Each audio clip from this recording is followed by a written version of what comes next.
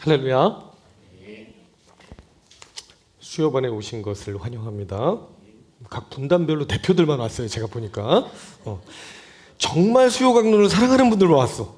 제가 딱 보니까 평소에 제 마음속에 찍고 있는 분들만 왔어. 근데 이렇게 또 하면은 방송 보시다가 섭섭하신 분들이 계세요. 원래 멤버인데 오늘 어디가 좀 아파가지고 그 상황이 힘들어서 이런 분들은 따로 카톡을 주셨어요. 그분들도 대표로 제가 인정합니다. 네. 방송 보고 계시죠? 자, 오늘이 이제 9주차예요. 9주차고 2부에서 오늘 이제 3부로 넘어갈 건데요. 1부에서는 뭘 했었냐면 참된 인간성이란 무엇인가에 대해서 이야기를 했었고, 또 참된 인간성이 그런 거라면 2부에서는 그 참된 인간성을 실현하는 데 있어서 타자라고 하는 존재는 나에게 어떤 역할을 하는가에 대한 이야기를 했습니다. 그리고 오늘 이제 3부로 넘어가는데 3부로 넘어가는 것은 어떤 거냐면, 그러한 타자를 맞이하는 데 있어서 참된 인간성을 구현하는 데 있어서 쉽지가 않다. 여전히 우리에게는 장애가 있다. 그러면 그 장애를 어떻게 넘어갈 건가 해서 마지막 포용의 단계로 넘어가는 것, 그게 이제 3부까지 가고 마지막에 이제 완성이 될 것 같습니다. 그래서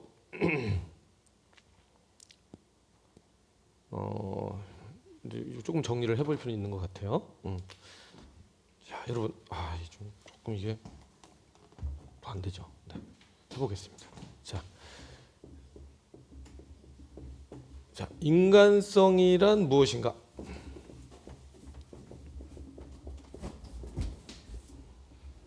참된 인간성이라는 것은 뭐라 그랬어요? 감사합니다. 지금 김태훈 목사님이죠. 봤어요 지금? 하나님은 항상 상황에 맞게 여러분을 교훈해. 예수님 때 그랬거든. 참새가 날아가면 참새 보고 교훈하고, 막 빵이 막 생기면 빵 갖고 예언하고. 지금 이거 칠판 뒤로 좀만 이거 못 들어가면 제가 자꾸 떨어지니까 누가 막 뛰어나왔어요. 내가 말도 안 했는데 김태현 목사님 막 뛰어났어. 그때 갑자기 이걸 밀어줬죠. 그래서 저는 이제 안전하게 설 수 있게 됐죠. 참된 인간성은 자기 혼자만의 삶을 잘 산다고 해서 잘 산다고 얘기하고 참된 인간성을 구현하는 게 아니라는 얘기입니다. 타자의 필요를 보고 얼굴을 봤을 때 제 얼굴에서 이거 안 되겠네 해볼게요 라고 한 그 음성 속에서 우리 김태현 목사님 뭘 들었어요 지금? 제 얼굴을 본 거예요. 제가 지금 무슨 말을 하고 있는 건지. 어디 가도 성공할 거야. 세상적으로는 사회생활을 잘한다고 이렇게 표현을 하지만은 실제로 우리가 신학적으로 얘기할 때는 참된 인간성을 구현하신 겁니다 지금. 예. 타자 앞에서 타자의 얼굴을 읽고 그 타자에 대한 윤리적인 책임을 다할 때, 상대가 나에게 해줬냐 안 해줬냐와 상관없이 타자의 얼굴을 읽어내고 그 타자의 지금 필요한 윤리적 책임을 내가 다할 때 인간성은 완성된다 라고 이야기를 했던 게 우리가 첫 1파트에서 얘기했던 얘기고요. 두 번째가 뭐였냐면, 그러면 타자란 어떤 존재냐? 타자란 우리에게 어떤 존재냐? 사실은 전통적인 철학 속에서 타자란 별 관심이 없었어요. 내가 중요했어요. 언제나 서구 철학에서 나를 중심으로 사고하고 조금 주변적으로 나 좀 되고 나면 필요하면 당신 정도로 생각했던 게 타자의 존재였는데, 이 레비나스는 이 타자에 대해서 뭐라고 규정을 했냐면 선물이라고 규정을 했습니다. 심지어 그렇기 때문에 구원자에 가까운 역할적으로 봤을 때, 구원자는 예수님 한 분이시죠. 그러나 역할로 봤을 때 우리에게 구원을 베풀어주는 역할을 한다. 어떤 상태로부터 어떤 상태로 구원해 준 걸까요? 어떤 상태에서? 우리를 어디에서? 일리아의 상태에서. 일리아도 오디세이가 생각이 나 막 서양 철학 시간 같죠. 일리아의 상태, 일리아의 이 공포 속에서 이 일리야의 공포라는 건 뭐예요? 홀로 남겨진 존재가 느낄 수밖에 없는 존재의 두려움. 내가 존재하고 있기는 한데 이렇게 살아서 되는 게 아닌 것 같은, 아무 의미가 없는 무의미 속에서 헤매고 있는 존재의 공포가 있어요. 그 일리야의 공포라 그러는데, 그 속에서 끄집어내서 이 타자라고 하는 누군가가 여기 있음으로 해서 이 사람이 나를 불러주었을 때, 예수님께서 삭개오야 불러주신 것처럼 이름을 불러주었을 때 깨어나면서 강시가 뛰어나오듯이 이렇게 나와가지고 나와서 김춘수의 꽃으로 연결이 되면서 둘이 행복하게 살았더라 이렇게 가는 건데, 사람에겐 반드시 대상이 필요하다. 나를 완성하려면 타자가 필요하다. 그래서 하나님께서 가정으로도 묶으시고, 직장에서도 묶으시고, 그리고 교회로도 묶으시고, 국가로도 묶으셔서, 혹은 전 지구촌이라고 하는 전 세계로도 묶으셔서 우리를 어떤 존재로 두셨냐면 관계 중심적 존재로, 이미 관계를 중심한 존재로 이미 만들어 놓으신 거예요. 왜 그러냐 그랬을 때는, 빨간색이 없구나. 이러면 또 김태현 목사님 제가 기대하죠. 기대하는데 3, 2, 1 끝났어. 자, 내가 바로 해나갔는데 타자에 대한 지금 환대에 약해졌어. 지금 없나 보다 찾고 있어요 지금. 전혀 이 인간성의 완성을 못 이루신 단계가 아니라 없어. 없어도 그래요. 자, 이 관계 중심적 존재로 만드신 이유는 뭐예요? 우리가 하나님의 형상으로 지음 받았기 때문에. 소리가 났어요. 네, 감사합니다. 자, 하나님의 형상으로 지음 받았는데, 하나님의 형상성의 정중앙에 핵심에 뭐가 있습니까? 사랑이 있어요.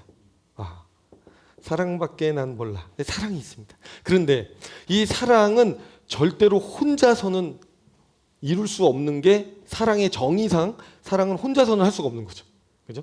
사랑은 대상이 있어야 뭘 주고 받고 하는 관계 속에서 나오는 건데, 그래서 이 사랑을 이 땅 가운데, 그것도 그냥 인간의 이기적인 사랑이 아니라 하나님의 그 아가페적인 사랑, 내가 미랄이 되고 네가 열매를 맺어라, 그래도 나는 행복하다, 이럴 정도까지 갈 수 있는 그 사랑의 표본을 한번 실현해 보라고 우리를 이 땅 가운데 태어나게 하셨기 때문에, 그럴 때 하나님이 어마어마한 영광을 받으신다 그랬어요.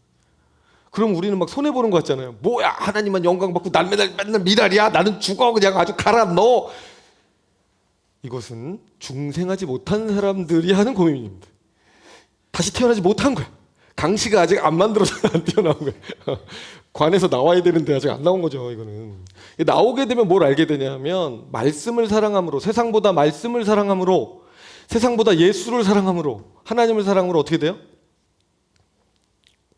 하나님이 기쁘신 게 내가 기쁜 게 돼요. 하나님이 좋으신 게 내가 좋은 게 됩니다. 그러니까 예전에는 나를 위해서 뭔가 하나라도 더 스펙을 쌓고 나를 빛나게 해줄 그 무언가를 찾는데 혈연이 돼서 막 살아요. 그런데 언제부턴가 예수님 복음을 통해서 내 안에 정말 찾아오시고, 나도 언제부턴지는 모르겠는데 언제부턴가 이 앞에 와가지고 예배드리고 찬양하고 자꾸 말씀 듣는데, 처음에는 아멘도 안 하다가 옆에 사람이 크게 하길래 나도 해야 되나? 그래서 좀 이게 좀 하다가 아멘 하다가 어느 순간 아멘을 하고 날 봤는데, 습관적으로 적응하기 위해서 하고 있는 아멘이 아니라 진짜 말씀을 듣는데 아멘이 나오는 거예요. 그때 알아요. 나 구원받았구나. 나 하나님 만났구나. 내 안에서 예수님 살아계시구나. 느끼기 시작하는 거예요. 그럼 그때부터 나도 모르게 밖에 나가서 무언가를 하더라도, 물론 나를 위한 활동을 안 할 수는 없죠. 자기 보존 본능이 있으니까 기본적으로 합니다. 그럼에도 불구하고 나를 위해 사는 인생이 아니라, 이제는 모든 선택의 순간마다 내가 A라는 선택을 할까 B라는 선택을 할까 할 때 내가 뭘 하면 더 기쁠까도 있겠지만, 그러나 더 깊은 곳에서는 뭐가 날 움직이고 있냐면, 내가 이 선택을 할 때 하나님이 더 기뻐하실까? 아니면 이 선택을 할 때 하나님이 더 영광을 받으실까를 생각하더라는 거죠. 그래서 내가 미랄로 썩어져도 상관이 없다. 내가 그분을 위해서라면. 그런데 썩어지려면 누가 있어야 돼요? 상대가 있어야 되는 거예요. 상대 없이 혼자 안에서 자기를 위해서 자기가 썩어지는 건 그것도 열심히 산다고 얘기는 해줄 수 있어요. 야, 자기들을 위해서라도 저렇게 열심히 산다 그러면 세상에서는 인자강이다, 인간인데 자체가 강하다, 정말 열심히 산다. 저 사람 배워야 돼 이렇게 말할진 모르지만 그거는 인격적인 얘기는 아니고 일단 그냥 성공지향적인 세상 속에서 자기들도 그렇게 성공하고 싶으니까 모범 사례로 뽑을 수 있는 그런 위대함일 수는 있으나 나와의 관계 속에서 정말 저 사람이 인격적으로 나에게 의미 있는 사람인가로 얘기가 갔을 때는 전혀 다른 얘기가 되는 것이죠. 그래서 여러분 왜 타자가 우리에게 선물로 주어졌는지를 이번 수요 강론을 하면서 여러분들이 곰곰이 생각해 보셨으면 좋겠어요. 아니에요 목사님, 타자 때문에 괴로워요. 이 왼수들만 없었어도 내가 훨씬 편하게 살았을 텐데 밥 해주기 싫어 죽겠는데 나는 하루 세 끼를 밥을 해야 되고 아침 일어나기 눈 뜨기 싫어 죽겠는데 쟤네들 때문에 눈을 떠야 되고 이 남편 때문에 또 눈을 떠야 되고 막 남자들은 또 내가 처자식만 없었어도 내가 자유롭게 저 하늘을 한번 날아가 볼 수도 있었는데 날지도 못하고 잘 왔어 지혜야. 노래하길 잘했네요. 노래하니까 누가 들어왔어요. 노래를 한 5번 하면 5명이 들어올래나 말이고. 자, 이 타자가 사실은 그렇지 않다. 알고 보면 선물이다. 내가 이 세상에 온 목적은 그냥 돈 잘 벌고 그냥 맛있는 거 맛집 투어하다가 그냥 가는 인생. 그러면 그냥 밭에 있는 거름 보잖아요. 예전에 우리 제가 좀 경기도권에 이렇게 살았었는데 보면 소들이 학교 갔다 오면 맨날 소들이 저쪽 농장에서 음모하고 있고 걔들 옆에만 가면 가기도 싫어. 그 넘어가야 가게가 있는데 넘어가려면 소똥 냄새가 무지하게 나요. 그냥 아주 거름이죠. 여러분 그냥 그 똥 한 줌으로 살다 가는 거예요. 사실 우리가 그냥 잘 먹고 잘 살면 쾌락은 있을 수는 있는데 가치적으로는 그런 거예요. 그런데 하나님은 그렇게 살라고 보내주신 게 아니라 정말 하나님이 원하시는 당신의 형상성을 우리 각자의 개성에 맞게 알록달록 무지갯빛깔 여러 색깔에 맞게 이 사람은 이런 색깔로 이 사람은 이런 색깔로 어떻게 그렇게 글씨체도 다 다르고 삶의 패턴도 다르고 똑같이 하나님 믿는데도 간증이 그렇게 다르고 얘기들이 그렇게 다른지 제 제자반 하다 보면 다 자식들 같아. 너무 예뻐요. 이렇게 써낸 거 보면은. 근데 글씨체가 다 다른데 되게 이뻐요. 이 얘기를 왜 하냐면 하나님이 우리를 그렇게 보는 것 같아서 제가 우리 모양이 나는 열등감에 젖어 있을 수도 있고 여러 가지 있겠지만은 하나님이 보실 때는 여러분 한 사람 한 사람이 너무 예쁘다는 거예요. 제가 지금 문 열고 들어오는데 너무 예뻐. 그냥 외모만 예쁘다 이런 의미는 아니고 너무 예쁜 거예요. 여러분들이 얼마나 예쁜지 몰라요. 그럼 이렇게 살 거예요, 안 살 거예요? 하나님이 우리한테 수요 강론을 통해서 전해주시는 메시지는 물론 주일 설교 때도 할 수 있지만 집중적으로 딱 그것만 포커스를 두고 오래 할 수는 없거든요. 근데 이 수요 강론이 있어서 참 좋은 거는 진짜 이번 주 하면 좀 끝나겠지 그리고 다음 주 와보면 또 그 얘기를 하고 있고 이번 주 했으면 끝났겠지 그럼 다음 주에 또 그 얘기를 하고 있잖아요. 조금씩 다 다른 얘기긴 하지만 너무너무 중요해서 하나님이 이 기사역을 시작하자마자 이 사랑에 관한 이야기, 타자를 받아들이는 문제에 대한 이야기를 우리들에게 선물로 주셨다는 저는 생각을 합니다. 그러므로 여러분 기억하세요. 타자는 왼수가 아니라 선물이에요. 지금 당장은 나를 힘들게 하는 것 같지만 그거는 나의 게으름과 하나님 앞에서 영적 무지와 아직도 가야 될 길이 멀기 때문에 철이 덜 들어서 그런 것이고 영혼육 전인적으로 우리가 철이 들고 나면 하나님께서 누군가를 허락하시고 섬겨볼 수 있는 시간을 나에게 허락하셨다는 것이 인생 마지막에 정말 치열하게 누군가를 사랑해본 사람이라면 너무 아름다웠노라 그러고 떠나지 않을까. 그리고 하나님께는 영광을 드리면서 감사를 고백하지 않을까. 저는 그런 생각이 듭니다. 여러분. 그러고 나서 요 타자란 얘기의 마지막을 정리하면서 지난주에 예수님이 실제로 이러한 삶을 사셨다는 이야기를 말씀을 나눴었습니다. 그래서 누가 등장했었냐면 삭개오가 등장했었고 사마리아 여인이 등장했었죠. 삭개오는 열등감에 찌들어 있던 존재, 키만 작았던 게 아니라 사실은 남들 앞에 작은 존재였다라고 하는 정체성을 가지고 있었고 매국노였고 로마에 빌붙어서 동족들에게는 거의 배신자처럼 여김을 받던 그런 존재. 그런데 도덕적으로도 착취하고 살고 있지 언약의 공동체에서 벗어나 있으니까 구원 못 받을 거라는 그 죄책감도 있고 힘듦이 있었어요 실제로. 그랬는데 자기도 예수님 한번 만나보고 싶어서 도덕적인 죄책감에 눌려있고 열등감에 눌려있고 자기는 무가치한 존재라는 생각에 눌려있었는데 한번 사람답게 살아보고 싶었어요. 저분이라면 내 인생 문제를 해결해 주지 않을까. 저 멀리서 예수님이 걸어오시는데 나는 키가 작고 사람들은 나를 싫어하니까 끼워주려고도 하지 않아요. 이렇게 막 갈라 그러면 다들 허리 위로밖에 안 보여. 막 나무들이야. 막 예수님이 안 보여. 저기서 오시는 것 같은데. 그래서 용기를 내서 그 절박함 속에 앞으로 내어 달려서 뽕나무에 올라가서 어른이 돼가지고 뽕나무에 올라간다는 건 꼬마도 아니고 되게 수치스러운 일인데 그 수치를 감내하면서도 예수님을 만나려 올라갔죠. 그러한 삭개오의 여건과 상황을 주님이 모르셨는가? 아셨습니다. 아셨기 때문에 삭개오가 먼저 주님을 찾기 이전에 이미 그 동네에 들리셨고 삭개오야라고 부르셨어요. 유일무이한 존재를 나타낸다 그랬죠. 이름을 부른다는 거는 내 새끼 삭개오야. 넌 하나밖에 없는 내 새끼다. 이 은경 집사님이 둘이나 있죠. 우리 교회. 이 은경이라는 이름은 전국적으로 많이 있습니다. 그러나 가장 아름다운 이 은경 두 분이 우리 교회에 있지 않는가 생각을 해가면서 그럼에도 불구하고 A와 B는 하나님 앞에 아무리 예뻐도 구분이 된다. B가 채워줄 수 있는 건 A가 채울 수 없으며 A가 채울 수 있는 건 B가 채울 수 없다. 그렇죠? 그 얘기를 삭개오를 통해서 해주시는 거야. 너는 하나밖에 없어. 그러면서 이미 삭개오의 얼굴을 읽어내셨고 삭개오가 원했던 것을 구하지도 않았는데 바로 그 집에 찾아 들어가셔서 삭개오야 네가 아브라함의 자손이다. 사람들 앞에서 딱 지정을 해주세요. 하나님이 직접 얘는 구원받은 언약의 자손이야 라고 딱 해주시고 오늘 내가 너희 집에 유하여야 되겠다. 앞으로 너 여태까지 혼자 살아왔지 나 없이 살아왔지 너의 삶의 한복판으로 내가 들어갈 거야. 너의 삶에 내가 개입할 거야. 너와 같이 나뒹굴 거야. 그 집에 들어가서 함께 살겠다라고 하는 선언은 그런 의미가 있습니다. 그 이후로 예수님하고 삭개오는 행복하게 살았답니다. 그 다음에 사마리아 여인이 있었죠. 사마리아 여인 여러 가지 어려운 여건 때문에 남편을 5이나 두었지만은 지금은 그 남편에게도 쫓겨나서 6번째 다른 남자와 결혼도 해주지 않는 남자와 살고 있습니다. 여자 혼자 힘으로는 그 당시에 살 수가 없었으니까 예수님께서 면박 주지 않고 너 그렇게 살아왔지? 그러지 않으시고 넌지시 돌려서 얘기하시면서 인격을 존중해 주셨습니다. 그러면서 물을 달라. 아니 사마리아 여인이 나같이 미천한 자에게 왜 물을 달라고 하십니까? 아니 너는 나에게 물을 줘야 된다. 내가 유대인이지만은 지금은 나를 채울 수 있는 건 너밖에 없어. 상대가 줄 수 있는 존재라고 하는 것을 인식시켜주면서 상대를 동등한 대화의 상대자로 끌어내시는 거예요. 그래놓고 정죄하지 아니하시고 너의 어려움, 네가 살아왔던 그 힘든 순간들을 내가 다 알고 있다라는 말을 그래 옳도다. 너에게 남편이 5이 있었으나 지금 그도 남편이 아니니라라는 이 말 속에서 모든 거를 담아주시면서 이해해 주셨어요.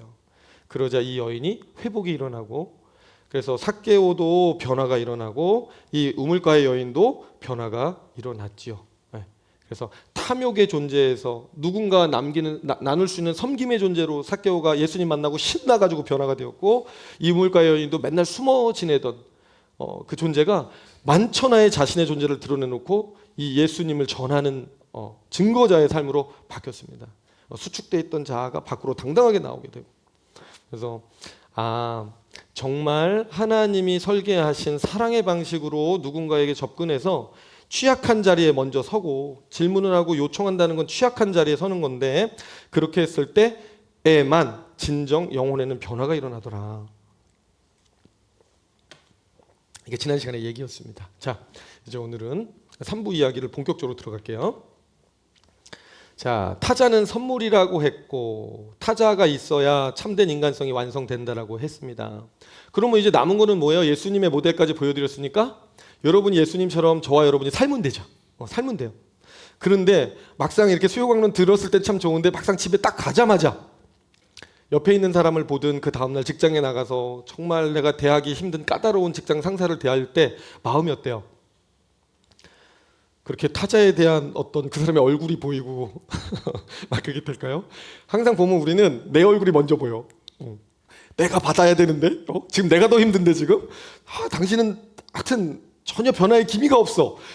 이런 이 알량한 당신을 위해서 내가 희생해야 돼? 라는 생각이 들면서 또 여러 가지 이제 머리가 돌아가죠. 그죠? 아내는 남편에게 남편은 아내에게 서로가 또 받아야 된다라고 하는 그 마음이 있고 친구라 해도 맨날 그 내 등골 빼먹으려고 필요할 때만 연락하는 그 친구 뭐 그렇게 내가 잘해줘야 되나 그런 생각이 들 때도 있고 자식들 부모님 마음 하나도 모르는 것 같은데 끊임없이 내리사랑인데 내가 그래도 또 해줘야 되나 그나마 자식한테는 조금 난 것 같기는 해요. 하나님이 심어주신 본성 때문에 자식한테 좀 덜한 것 같기는 한데 그런데도 본전 생각이 난단 말이죠. 사실은 타자가 우리는 두려워요. 내가 잘해줬을 때 한 번 잘해주면 길들여져서 나는 계속 잘해주는 삶으로만 가야 되는 거 아닌가. 그래서 결혼 초에 서로 길들이기를 무지하게 하는 겁니다. 절대로 그 에어를 안 내주려고 엄청 노력하거든요. 불편하고 상처받고 용서하기 어렵고 사랑은 아무리 해도 소진되는 것 같으니까 그렇습니다. 자, 3부의 질문은 그래서 이런 거예요. 왜 그런가? 그리고 우리는 어떻게 해야 달라질 수 있을까? 오늘 강의는 그 해법을 준다기보다는 우리가 어떤 상황에 처해져 있는지에 대한 그 인간론을 조금 더 살핌으로써 해법으로 나아갈 수 있는 첫 관문을 여는 그런 강의가 되겠습니다. 자, 그래서 오늘 강의에서는 볼프와 함께 배제의 논리를 해부한다. 왜 우리는 타자를 자꾸 밀어내게 되는가? 그 메커니즘을 정직하게 직면하는 것이 치유의 시작이 될 것입니다. 자, 2번 배제의 두 얼굴을 보겠습니다. 볼프는 타자 수용을 어려워하는 배제의 메커니즘을 크게 두 가지 형태로 분석을 해요. 첫 번째는 추방과 억압, 타자를 없애는 배제고 또 하나는 동화, 타자를 지우는 배제예요.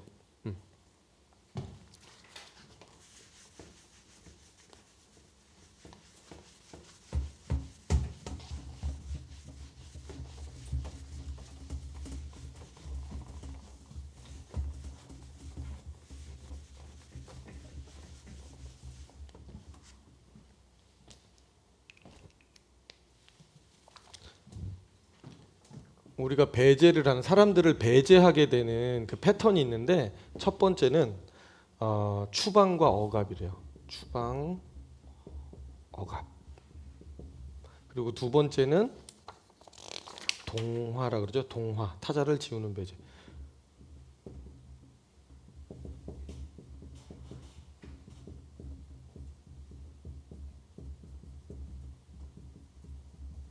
요거는 타자를 지우고요. 요거는 타자를 제거합니다. 아예 없애버리는 거죠. 이거는 타자를 제거하는 건 아닌데 존재 자체는 있는데 성격상으로 봤을 때는 이미 그 사람을 지워버린 거랑 똑같은 그런 건데. 자, 한번 보시죠. 공감이 되시는지요? 자, 첫 번째는 어떤 거냐면 가장 노골적인 거예요. 타자를 공동체에서 몰아내거나 타자를 열등한 존재로 규정해서 억압하는 거. 그래서 우리 역사 속에서 보면 대량 학살을 하거나 인종 청소를 하거나 노예 제도 이런 것들이 바로 그런 형태의 극단적인 형태라고 볼프가 얘기를 하고 있어요. 여러분 대량 학살, 인종 청소하면 뭐 생각나는 거 있어요? 그죠? 나치. 유대인들을 악으로 규정했죠. 아주 열등하고 이 세상에 나오면 안 됐을 존재들로 규정을 해서 결국은 대량 학살을 하게 되죠. 그런데 지금 볼프가 살고 있는 유고슬라비아 그 당시 상황에서 보면 이 민족 정화를 한다 그러는 또 그 당시에도 비슷한 흐름이 있었던 거예요. 그래서 세르비아 군인들이 무슬림을 종교의 이름으로 막 하고 크로아티아 민병대가 세르비아인들을 똑같이 민족 정화라는 이름으로 막 추방을 하고 뭐 그러던 상황들이 있었습니다. 그리고 나치의 유대인 학살도 얘기하고 남아프리카 공화국의 아파르트헤이트 1948년에서 94년까지 시행된 남아프리카 공화국의 흑인, 유색인, 백인을 법적으로 분리하고 백인에게 절대적 우위를 주는 제도였어요. 그래서 제가 이제 기록을 해놨는데 흑인과 백인은 거주 지역이 아예 다르고 학교, 병원, 버스, 화장실까지 분리가 돼 있고 흑인은 투표권이 없었고요. 흑인은 백인 거주 지역 출입 시에 통행증이 필요했고 흑인의 토지 소유가 제한되는 등등 더 많이 있지만 제가 이 정도만 했습니다. 근데 이제 볼프가 가장 가슴 아파하는 건 뭐냐면 종교라는 이름을 통해서 이데올로기를 통해서 실제로 이러한 배제, 추방 이런 걸 정당화할 때 더 가슴 아파했어요. 교회마저도 이제 그렇게 하니까 여러분들 대한민국에서는 차별받을 기회가 좀 있나요? 없나요? 저는 일본에서도 차별을 좀 받아보고 미국에서도 차별을 좀 받아봤거든요. 미국에서 차별받는 건 조금 이해가 됐는데 일본에서 차별받는 거는 약간 좀 우리 나오코가 들어 기분 나쁠 수도 있는데. 아니 비슷한데 그리고 더 조그만데 이렇게 얘기하면 좀 그런가? 더 사케오잖아. 사케오가 또 죄송하네 사케오한테. 어디로 가도 이거는 말이 진짜 다 죄야 그죠? 근데 하여튼 차별을 해요. 그 별거 아닌데 우리 그 마트 큰 마트 이마트 같은 데 가가지고 계산할 때 그 일하는 직원이 자기도 뭐 그렇게 뭐 잘 나가는 건 아니잖아. 근데 이렇게 내가 계산하고 그러면 또 뭐 이렇게 막 딱 하여튼 차갑게 이렇게 딱 하고 막 약간 막 이런 게 있어요. 일본 말을 조금 그렇게 못하는 일본 말도 아니었는데도 제가 생각할 때는 그쪽에서 이상했겠지. 근데 어쨌든 차별을 하기도 하고 뭐 중국 사람인 줄 알았대요 저보고. 그래가지고 근데 더 기분 나빠. 이상하게 중국 사람이었다고 더 기분 나쁘지? 우리 교회가 다국화되기 전에 이런 걸 해야지. 내가 다국화되고 나 이런 말하면 큰일 나겠는데. 그리고 이제 미국에 갔더니 뭐 미국은 뭐 이제 보나 마나죠. 아니 일본도 그러는데 뭐 미국은 뭐 다 이만한데. 그리고 또 네덜란드인들이 또 만든 그 도시예요. 또 그 지역은 다 이만해요. 그러니까 저를 보면 땅꼬마겠죠. 그냥 뭐 귀엽겠지. 내가 이제 정신적으로는 안 진다. 내가 이러면서 맨날 열심히 막 했었는데 오두가단 차발불가단 말하면서 말이 안 되는 때는 제가 했는데 차별을 받아보면 진짜 기가 막히거든요, 여러분. 지금 우리는 차별받는 쪽이기보다는 그래도 좀 전 세계적으로 대한민국 하면 이제 위상이 좀 높아졌고 그리고 같은 한민족 안에서 지금 이제 생활을 하고 있기 때문에 그래도 이런 걸 좀 많이는 못 느낄 수도 있어요. 물론 뭐 우리나라는 갑질은 있죠. 갑질은 좀 있죠. 항상 사람은 하여튼 뭐래도 하나 잡으면 뭘 하고 싶어 해. 근데 제가 이제 이렇게 일본에서도 경험해보고 미국에서 이렇게 경험해보면 차별받는 느낌은 덜티해요. 기분이 아주 좋아요. 아주 같은 사람인데 이럴 수가 있나 그러고. 그래서 저는 이렇게 그 흑인들 거기서 이렇게 백인들에게 좀 이렇게 그 차별받거나 이런 어떤 느낌들을 이제 겉으로 본 게 아니라 그 안에서 같이 느껴보면서 보잖아요. 그래서 이 친구들이 왜 그렇게 그 랩이라든가 약간 정신줄 놓은 것 같은 그 어떤 그 막 되게 이런 춤이라든가 노래에 빠지게 됐을까를 제가 가만히 이해가 된 적이 있었어요. 제정신으로 살 수가 없었겠구나 정말. 정말 자유로운 영혼이 되죠. 그러면 와 뭔가 해방을 외치지 않으면 안 될 정도로 억압이 많았다. 그런 생각이 많이 들었거든요. 그래서 이렇게 보면 사람이 사람에게 해서는 안 되는 행동 불공정이죠. 공평하지 않은 거. 근데 이 차별, 인종에 의한 어떤 뭐 민족 정화 뭐 이래가지고 죽이기까지 하고 집단을 이렇게 하는 거는 정말 비인간적인 거예요, 여러분. 그렇죠? 이거에 대해서 볼프가 그래 이 세상이 타락했다고 치자. 그래, 오케이. 그런데 기독교인까지 그렇게 할 건 아니지 않느냐. 그런 마음이 있는 거예요. 그래서 아예 노골적으로 우리 마음 속에는 타자에 대해서 이렇게 분리하고 아예 없애버리고 나만의 세계. 나만 존재하고 싶은 그런 마음이 강하게 작용한다라는 겁니다. 실제 일상의 예들을 제가 한번 밑에 적어놨어요. 직장에서 불편한 사람을 팀에서 빼버리려는 시도, 교회에서 문제 있는 사람을 조용히 배제하거나 공동체 밖으로 밀어내려는 분위기, 가족 안에서 말 안 통하는 구성원을 대화에서 제외시키는 분위기, 그리고 학교에서 집단 따돌림 왕따 시키는 거, 그리고 우리나라는 온라인에서 보면은 특정 집단에 대한 혐오 발언, 조롱, 집단 공격이 되게 많죠. 여성 혐오, 남성 혐오 막 이런 거. 아니 하나님이 남자와 여자로 창조하셨는데 뭐 이렇게 혐오를 해요, 그죠? 세상 사람들 물론 이해 못하죠. 이렇게 얘기하면은 또 나를 혐오하겠지. 목사들 할 때 다 근데 아니 우리가 그럴 건 아니잖아요. 여성 혐오, 남성 혐오 얼마나 사랑하고 서로 아껴주고 얼마나 좋아요. 지혜야, 나름 언론인인 거 아니야? 과거에 막 여성 혐오, 남성 혐오 이런 거 있었어? 있었어. 근데 지금도 있어? 지금은 없어요. 여러분 바이생교회는 변화가 있는 교회입니다. 짤막하게 교회 광고하고 지나가는데 살아있는 교회입니다, 여러분. 우리는 차별하지 않습니다. 차별 금지. 우리는 차별 금지. 참. 하여튼 첫 번째 유형은 아예 배제해 버리는 거예요. 금을 딱 거버리고 상대를 악으로 규정하고 무능한 쪽으로 규정해서 차버리는 거. 좌우를 나누고 경상도와 전라도를 나누고 이렇게 나누는 것들. 자, 두 번째 방법은 뭐냐면 이번엔 동화예요. 덜 폭력적으로 보이지만 볼프는 이것도 배제의 아주 중요한 방식이라고 얘기를 합니다. 그래서 타자를 우리의 이미지로 만드는 거예요. 너도 우리처럼 되면 받아줄게. 차이를 인정하지 않고 사실은 나에게 동화 흡수하고자 하는 거죠.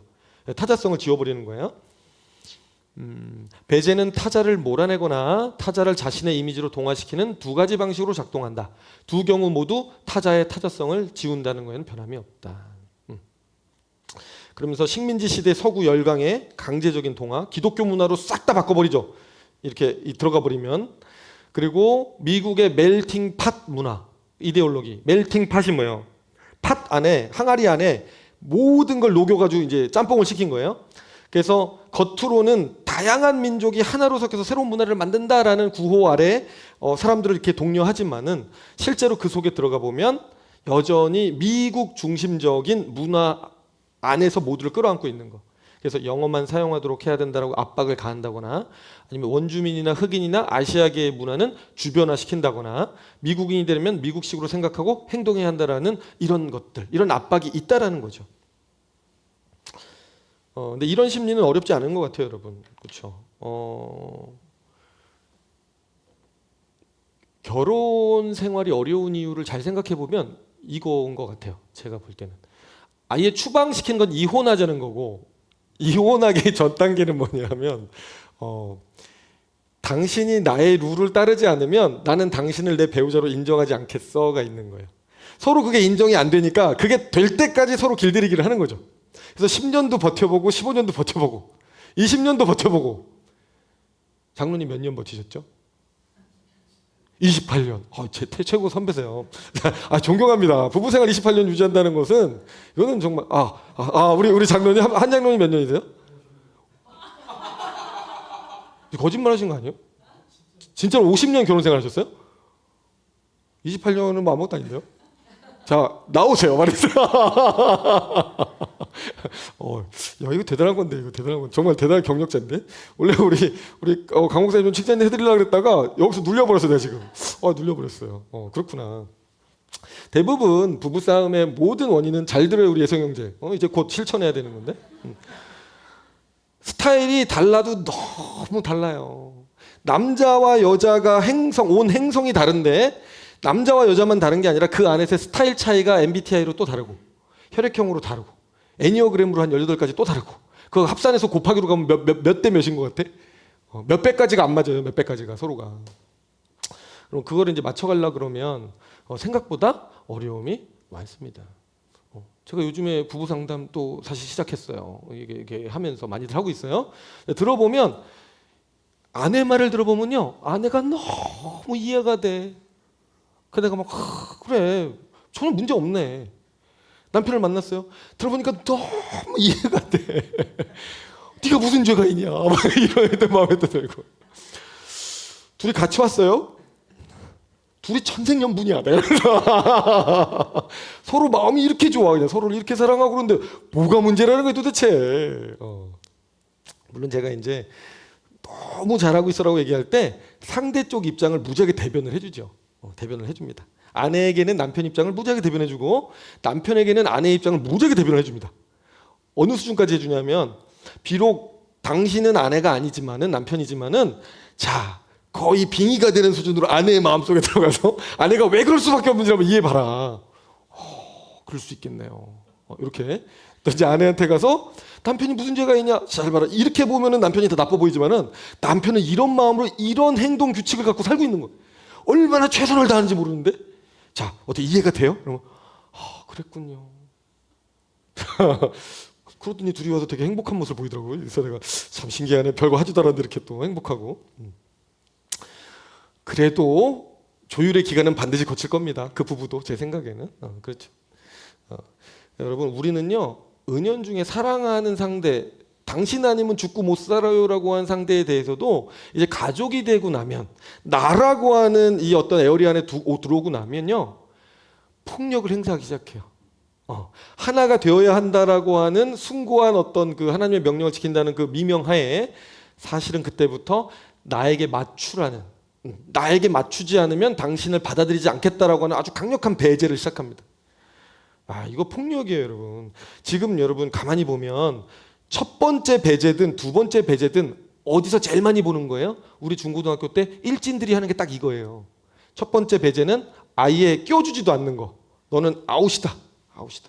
근데 두 번째 배제는 뭐예요? 그래? 너 우리 조직에 들어오고 싶어? 그러면 한번 내 밑으로 기어봐. 뭐 이런 거 하든지 아니면 이거 마셔봐. 막 담배 막 이렇게 한 다음에 이렇게 물 넣고 해병대가 좀 그렇게 한다면서요? 네, 대단하십니다. 네. 근데 어쨌든 인생은 쉽지가 않아요. 이렇게 다 서로가 어떻게든 이 갑질 이걸 해가면서 이렇게 상대들을 받아들일 때 네가 나처럼 되면 너를 받아들이겠다. 내 기준에 부합하면 받아들이겠다.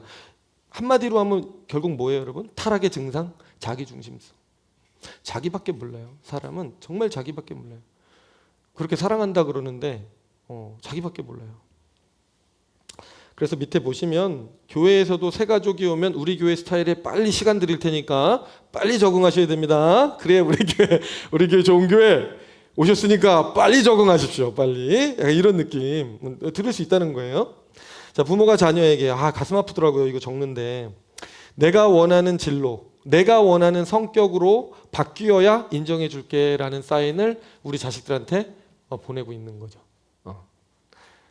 제가 언제부터 대화가 잘 안 됐나 보니까 제 마음속에 요게 안 맞기 시작하면서부터 대화가 잘 안 되는 것 같아요. 그래서 요즘에 제가 은근히 유튜브 볼 때요, 쉴 때 잠깐 볼 때 교육에 관한 거 많이 봐요. 부모와 자식의 대화, 소통에 대해서 많이 보고 있거든요. 핵심은 다 이거야. 존중. 모든 관계는요, 존중이 키가 있어요. 자녀를 자녀라고 그렇게 이제 무시하면 안 되고 자녀를 존중해 주시고, 그렇지 않으면 이제 대화의 창구를 닫고 들어가 버립니다. 저는 열심히 지금 그 공부하고 있어요. 그래서 내가 되게 폭력적인 아빠일 수도 있겠구나. 이 두 번째에 해당하는 아빠인 것 같다. 아빠가 좋아했던 방식, 아빠가 그렇게 가르쳐줬던 방식으로 공부를 안 하니까 화가 나고, 다 너를 위한 거랬는데도 안 하니까 화가 나고, 인생이 그게 다가 아니라고 아무리 설명해도 듣지 않는. 그런데 거기서 화나 있는 나를 보면서 나는 너무 정당했는데 이렇게 또 이런 수요 강론을 보다 보면 내가 잘못돼 있구나. 내가 되게 폭력적이구나. 저희 아내는 품위가 있고 좀 점잖고 우아한 스타일이에요. 스타일이. 근데 저는 조금 더 라이트하고 좀 더 이렇게 사회같고 이런 이제 사람이죠. 처음에 결혼했을 때 누가 누구에게 맞춰야 되느냐를 놓고 많이 조율했던 기억이 납니다. 누가 누구에게 맞춰야 맞는 것 같아요, 여러분? 사모님이야 뭐 이런 사람들도 있었고 또 우리 목사님이야 이런 사람도 있는 것 같죠. 아니에요. 다 중간으로 나오는 거예요. 서로 빈의 처하나 부의 처하나. 헬라인을 만나면 헬라인처럼 해줄 수도 있고 히브리인을 만나면 히브리인처럼 해줄 수 있는 그런 이제 성향을 갖추는 가장 최종 목적이에요. 때로는 살갑게 이렇게도 될 수 있고, 때로는 딱 그걸 좋아하는 사람을 만났을 때 나도 그렇습니까? 네, 그렇죠. 네, 그렇게 하시죠. 이렇게 해줄 수 있는. 그러다가 또 사람이 바뀌면 또 아이고 그러냐고 또 막 이렇게 들어가고 이렇게. 팔색조가 될 수 있어야 인격으로 완성이 되는 거예요. 물론 자기의 주종은 있죠. 원래 자기 색깔은 있죠. 하지만 그 중심 핵처럼, 지구의 핵처럼 그 원래 거는 갖고 있지만 주변부로 외핵, 멘틀, 지각 이렇게 갈 때는 조금 상대한테 맞춰줄 수 있는 어떤 그런 거는 꾸준히 노력하시고 그렇게 하는 게 사랑의 길로 가는 그런 방법이에요, 여러분. 사회적 소수자에게 너희도 우리처럼 행동하면 받아줄게. 이건 너무 폭력이죠, 그죠? 왜 안 돼서 그러는 거니까. 이건 아닌 것 같아요, 여러분, 그죠? 넘어가겠습니다. 그래서 결국 이 두 가지 방식은 뿌리가 같다. 추방은 타자를 아예 없애버리는 거고, 동화는 없애는 건 아닌데 그 사람의 색깔을 지워버리는 거고, 그 사람의 인격을 사실은 이거는 정말 무시하는 거죠. 결국 나만의 세계를 지키려는 폐쇄적 자아의 몸부림인 거예요. 그래서 배제는 타락이 낳은 왜곡이며, 가인이 아벨을 제거했던 그 첫 번째 타락하고 첫 번째 기사가 가인과 아벨 기사잖아요. 뭐가 깨졌는지를 보여주는. 그래서 결국은 형이 동생을 배제시켜버리고 아예 존재를 없애버리잖아요. 그래서 그 뿌리를 가진 사망의 질서에 속한 영적인 돌연변이다. 이건 제가 한번 표현해 본 거예요. 아, 돌연변이가 나왔구나. 하나님이 원래 창조하실 때 우리 마음속에 그게 있었을까?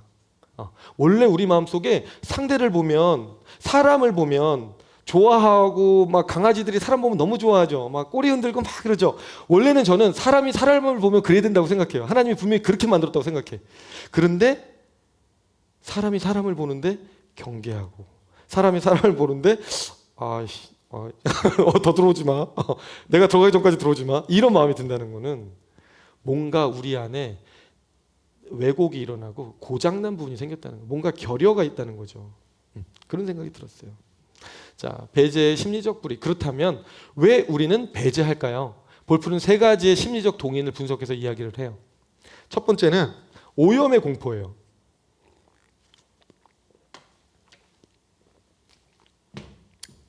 요렇게 왜 행동을 하게 되는가라고 해놓고 세 가지를 얘기해요. 오염에 대한 공포. 두 번째는 정체성 불안.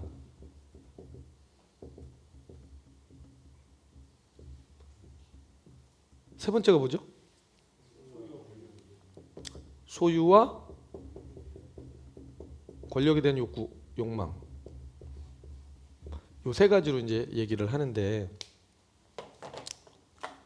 요 오염에 대한 공포라는 건 뭐냐면, 내가 여기 있는데 내 에어리어가 있어요. 여기 있는데 타자가 등장을 하는 거예요. 이렇게 타자가 등장을 해요.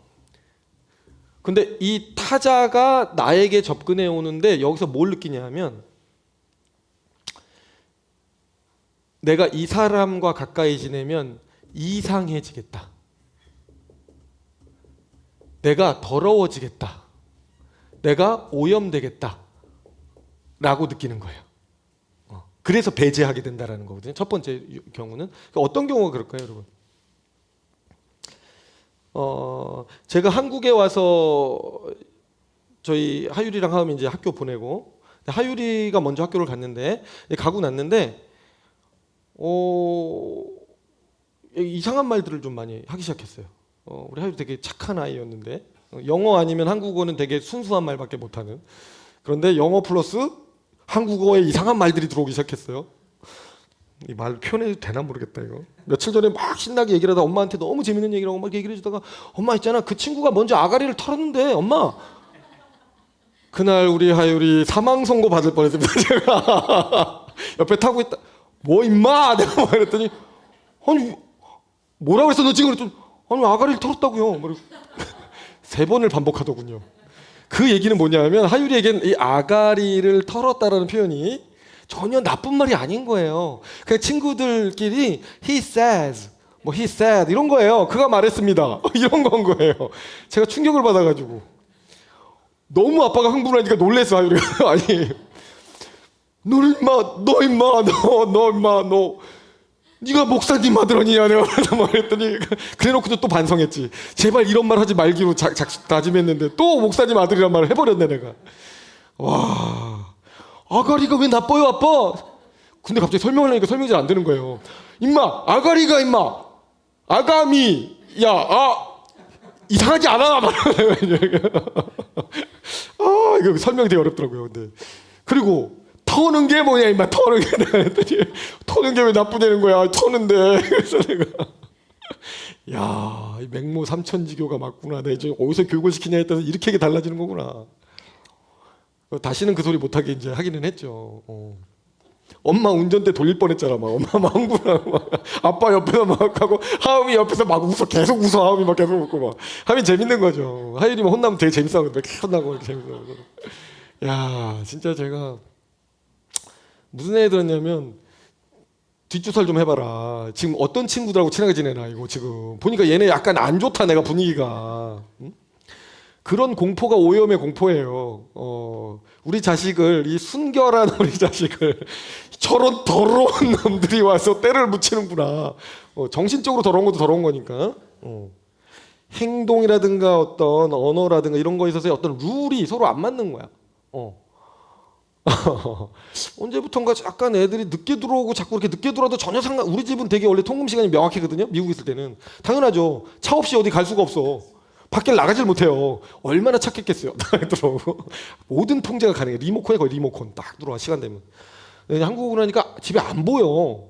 물론 아빠가 안 보이니까 자기들도 안 보이겠지. 같이 안 보여도 된다고 생각하는지 모르겠는데 안 보여요. 야, 이 금묵자학이라 큰일 났다 내가 이거 지금. 우리 집에 엄수해야 되는 거는 그래도 9시 전에 집에 들어와야 된다. 이거 원래 철칙인데 요즘에 이게 조금 흔들리고 있습니다.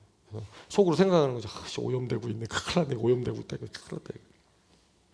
그런 공포를 느끼기 때문에 사람들이 배제를 한다는 게 이제 첫 번째 얘기인 거예요.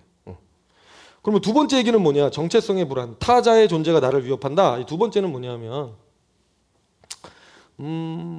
그런 거죠. 내가 있는데 이 동네에서 나 혼자 잘 지내고 있었어요. 이 교실 안에서 나 잘 지내고 있었어. 그런데 막강한 경쟁자가 나타난 거예요. 얘가 나타나더니 공부를 잘해. 그러니까 선생님한테 칭찬을 받아요. 그러니까 상대적으로 내가 뭘 느껴요?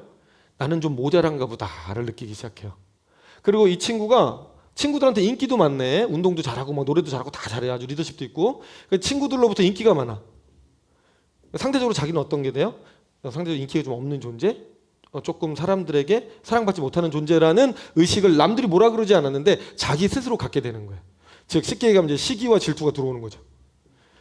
그래서 자기 정체성에 불안이 들어와요. 이건 무슨 얘기를 하냐 하면 정체성이라고 하는 거는 항상 반대성에 의해서 구분됨으로써 정의가 내려질 수밖에 없다. 그러니까 크로아티아인이 있어야 뭐 세르비아인이 있는 거고 일본인이 있어야 한국인이 있는 거다. 그래, 구분은 중요하다. 그런데 요 관계가 늘 끊임없이 비교와 경쟁으로 가게 됐을 때, 다른 국면에 들어갔을 때는 타자를 배제할 수밖에 없는 심리로 작용을 하더라, 메커니즘이. 그래서 문제는 이 구분이 미끄러질 때다 나를 세우기 위해 타자를 깎아내려야 하고 나의 정체성을 확인하기 위해 타자를 배제해야 하는 상황이 된다. 내가 위대한 자가 되려면 타자는 아무것도 아닌 자, nothing이 돼야만 한다. 이것이 가인의 논리라고 설명을 해요, 볼프가. 가인이 여기서 시험이 들었다는 거예요. 똑같이 열심히 해서 열심히 예배를 드렸는데 제사를 드렸는데 하나님이 아벨 거는 받으시고 가인 거는 받지 않으셨다. 뭐 히브리서 가서 나중에 보면 믿음의 문제였어요. 실제로 자기가 잘못한 거야. 근데도 불구하고 이제 그게 인정이 안 되고 결과만 가지고 이제 시험에 든 거예요. 제가 사랑을 받네. 제 거는 받으시고 내 거는 안 받으시네. 그러니까 마음의 심리가 어떻게 돼요? 나는 인정받지 못한 자가 되는 거고 아벨은 인정받은 자가 되는 거예요. 근데 그걸 견디질 못하는 거예요. 이 마음이. 그래서 결국은 들판에 가서 동생을 제거해버리는 첫 번째 방법, 배제의 첫 번째를 선택해버리는 그런 길을 가게 되는 거죠. 그래서 밑에 보면 내 정체성이 살려면 타자가 사라져야 한다 라고 하는 게 마음속에 있는 거예요. 여러분들도 살아오시면서 그런 생각 좀 하셨던 적 있죠? 그 자리는 하나밖에 없는데 이 회사나 교회나 뭐 어디나에서 보면 꼭 만만치 않은 경쟁자가 있는 거예요, 옆에. 딱 내가 이 자리에 들어가고 싶은데 저 사람만 없으면 좋겠다 이런 마음이 드는 거. 저도 그 진보원이라는 그 친구가 항상 제 마음속에 그랬어요. 중학교 3년 내내 저놈만 없으면 내가 천하 통일을 이루고 막 이렇게 살 텐데 너무 강력하단 말이에요. 너무 강력해. 그 친구랑 되게 친했어요. 겉으로는 둘이 엄청 친했어요. 서로를 막 존중해주고 인정해주고 막 이러고. 속으로는 그 친구는 정체성이 나보다 높았을 거예요. 항상 제가 뭐 전국 1등도 하고 뭐 잘하는 친구였으니까. 나는 뭐 걔만큼은 못했지만은 한번 탈환해봤다가 막 이랬으니까. 정체성이 조금 걔보다 낮으니까 그 친구가 없었으면 하는 생각을 할 때가 있었어요. 제 마음속에. 근데 뭐 예수님 만나고 이제 첫째가 돼야 되고 이제 그런 것도 별로 없어가지고 참 자유로워졌습니다. 사실 뭐 그렇게 꼭 굳이 1등은 한 명이잖아요, 그죠? 그 1등도 언젠가는 또 피곤하게 살다가 누구한테 또 추월 당할 거고 그게 그렇게 중요한 건 아니에요. 그냥 하나님 앞에서 내가 오늘 정말 인정받는 삶을 살고 있나? 하나님이 내 삶을 봤을 때 빙그레 미소가 지어질지 아니면 나만 보면 막 아직도 저러고 있네 이런 삶을 살지 그게 중요한 거지. 내가 막 1등을 하고 2등을 하고 그렇게 중요하지 않아졌어요. 그리고 1등을 해보려고 무척하게 노력하고 살아보니까 피곤해 그냥 아주 그냥 새치가 막 나겠어. 근데 저는 새치는 안 나더라고 이상하게. 하여튼 그렇게 힘들어요 이렇게 인생이. 그렇게 살 필요가 없어요 여러분.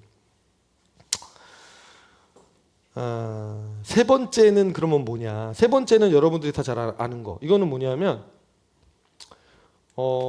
자원은 희소한데, 그죠? 자원은 희소한데 달려들어서 이걸 얻고자 하는 사람들이 많을 때 항상 일어나는 이제 그런 거죠.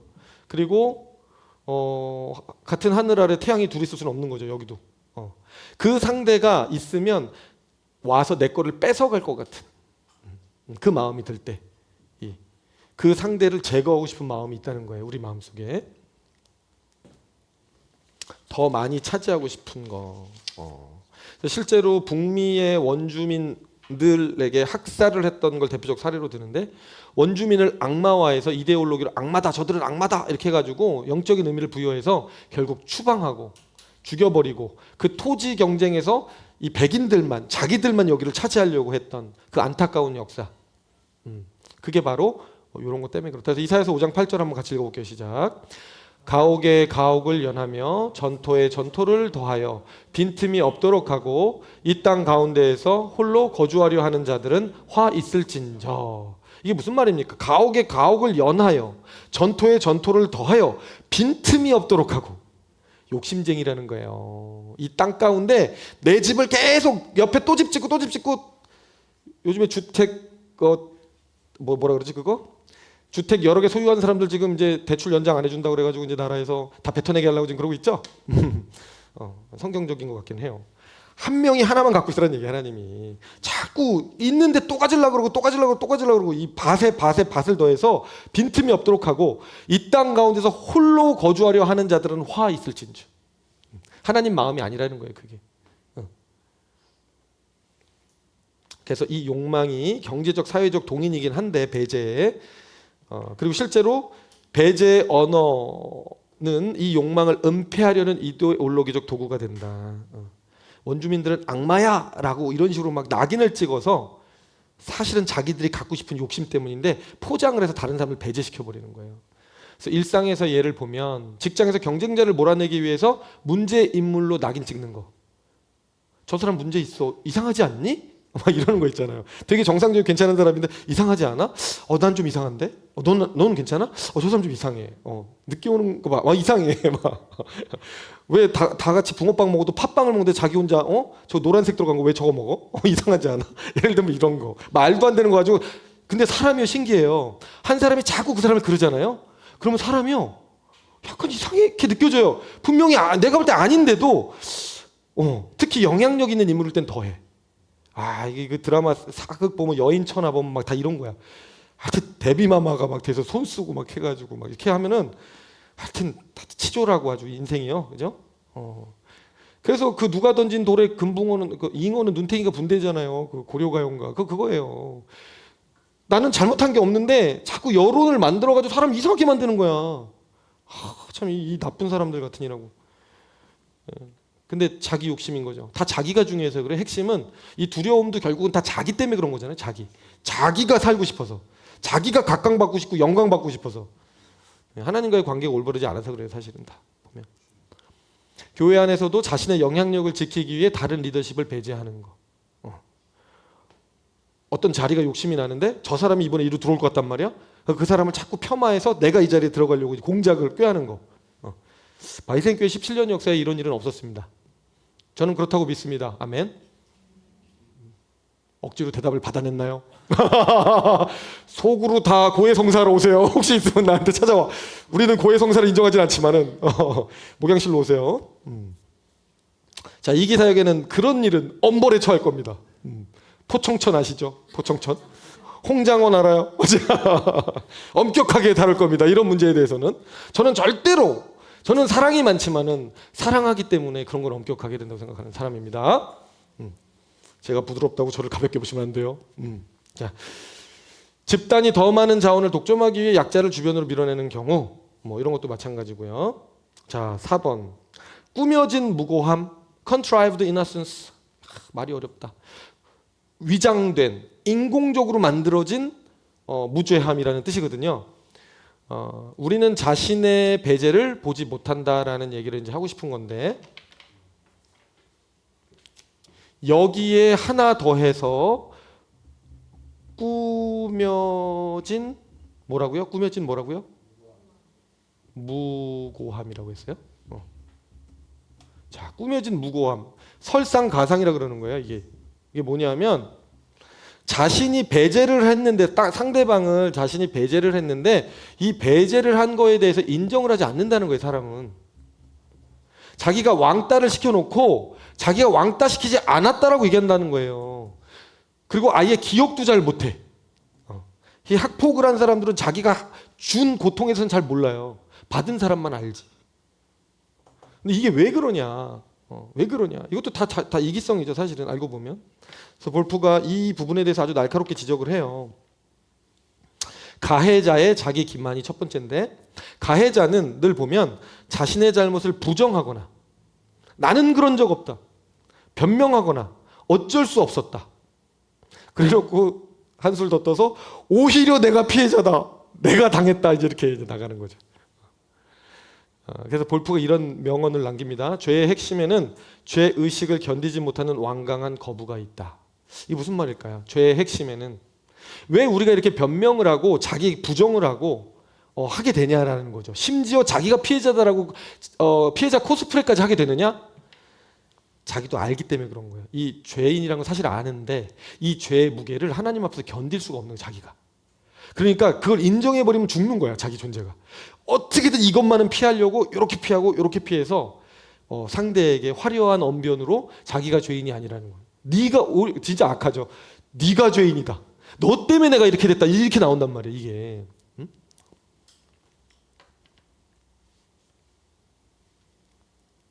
응? 맞아요. 이게 참 부모와 자식이든 뭐 부부간이든 뭐 직장에서든 항상 다툼이 일어나거나 뭐 일을 처리하다 얘기를 하다 보면 내가 그랬다라고 하는 사람 별로 없어요. 나는 그런 적 없다, 이렇게 나오죠. 그리고 하다가 피해갈 구멍이 없으면 어쩔 수 없어서 그랬어. 야, 너래도 이랬을 거야. 누구래도 이랬지 않을까? 막 이러면서 자기는 정당화하거든요. 야, 그러는 거죠. 그러다가 하다못해 나중에 나도 피해자라고, 나도 피해자야. 하여튼 하도 제가 연기를 많이 본지 생각이 나서 근데 이게 막 자꾸 떠오르는데 너무 하면 또 산으로 갈까봐 제가 하다가 자꾸 이제 절제를 합니다, 이렇게. 그래서 가해자가 자기 기만을 한다니까요. 자, 그런데 또 피해자의 무고함 신화라는 얘기도 해요.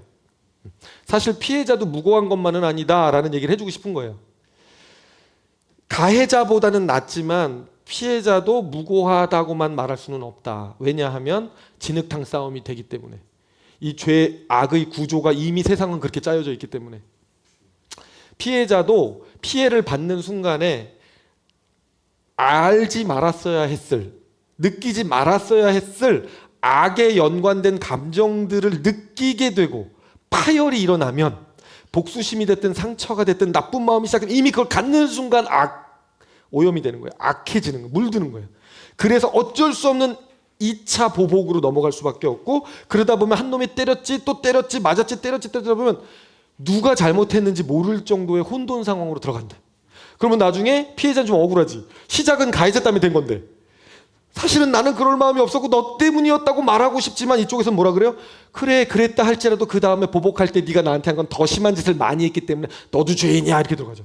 그럼 이쪽에서 또 아니 그래도 네가 했기 때문인데 할 말이 없어. 나도 그렇게 했거든.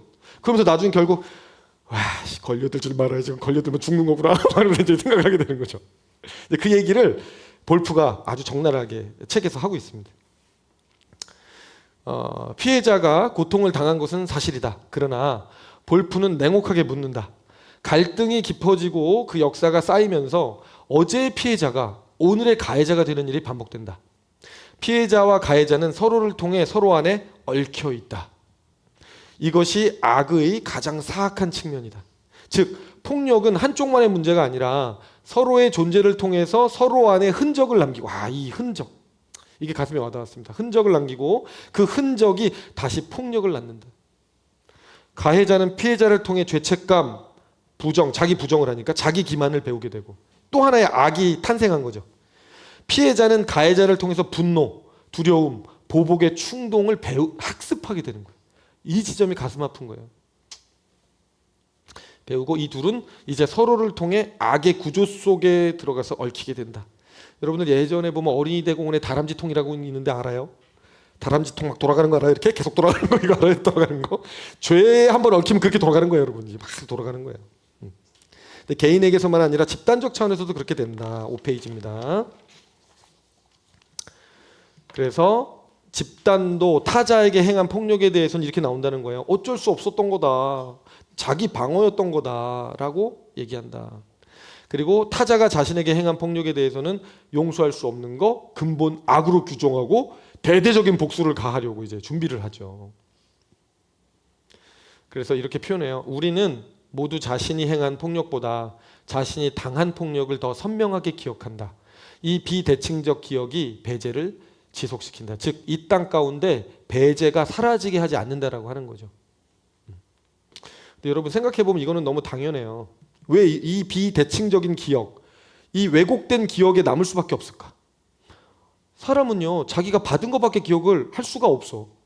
내가 준 게 얼마나 줬는지를 물론 가늠할 수는 있기는 한데 진짜로 그거를 맞은 사람이 아니면 사람에 따라서는 똑같이 50으로 때렸어도 120으로 느낄 수 있는 사람이 있고요. 그냥 50으로 받을 수 있는 사람이 있어요. 그 사람이 어떤 사람, 어떤 얼굴을 그 당시에 갖고 있느냐에 따라서 똑같은 펀치가 나갔어도 그 사람이 받는 충격은 어마어마하게 다를 수 있거든요. 근데 우리가 그걸 객관적인 데이터로 해서 정말로 다 기억할 수 있나? 그렇지 못하거든요. 그러니까 그런 상태로 이 사람과 화해를 하겠다고 좀 따져보겠다라고 선은 이렇고 후는 이렇다고 대화를 들어가면 소통이 안 되는 게 당연한 거예요. 왜? 나는 내가 맞은 게 주관적으로 너무너무 크거든. 근데 저쪽에서 봤을 때는 또 그 때린 거에 대해서 별로 기억을 못해. 야, 내가 50밖에 안 왔는데 뭘 그거 갖고 그래. 받은 놈은 200으로 받았는데 때린 사람은 그걸 50이라고 말을 하니 대화가 안 되죠, 여기서부터. 그리고 본인은 본인대로 억울한 거예요. 또 이쪽으로 가보면 또 똑같고 상황이. 그러니까 이게 왜곡된 기억으로 갈 수밖에 없는 거예요. 이 기억 자체가. 인간은 다 자기중심적인 거예요. 그래서 사실은 뭐가 복음적이냐라고 했을 때는 상대가 아프다 그러면 내가 좀 납득이 안 되더라도 아니 그걸 맞고 뭘 그렇게 쓰러져. 건드렸는데 기절해놓고선 나보고 건드렸다고 폭력자라는 거예요. 예를 들면.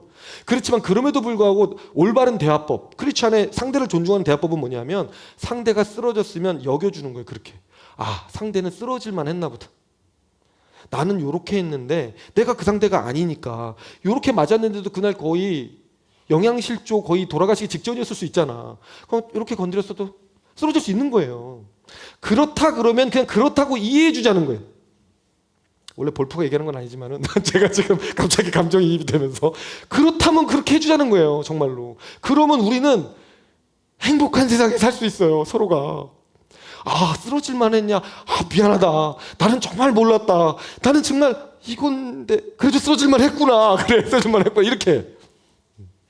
그러면 싸움이 안 나고요. 다 위로가 됩니다. 서로가. 근데 서로가 자기 자존심 때문에 야, 지금 장난해? 야, 이거 했다고 쓰러져 놓고 지금 기절한 척 해놓고 지금 나한테 지금 그걸로 이제 건수 잡으셨네 아주. 이거 건수 잡았구만. 이제 나한테 할라 그래? 끝끝내 안 놔줘요. 어떻게 돼요? 전쟁이지 뭐. 계속 전쟁이지. 계속 배제야. 서로 배제야. 당신을 진정한 나의 배우자로 인정하지 않겠습니다. 나의 진정한 팀원으로 인정하지 않겠습니다. 이렇게 갈 수밖에 없는 거죠. 참 슬픈 얘기입니다. 사실은 제가 이렇게 얘기할 때는 열변을 토하지만은 막상 현실에서 쉬운 얘기는 아니에요. 쉬운 얘기는 아니에요. 왜? 억울하거든요. 다들 최선을 다해 살고 있거든요. 서로가 서로에게. 근데 이제 막 이렇게 조금 그런 것 같고 막 이렇다 그러면 너무 가슴이 아프고 서로 이제 그런 거죠. 막 억울하고. 눈빛 하나, 말투 하나, 표정 하나가 여러분 원래 안 중요하다고 생각할 수 있거든요.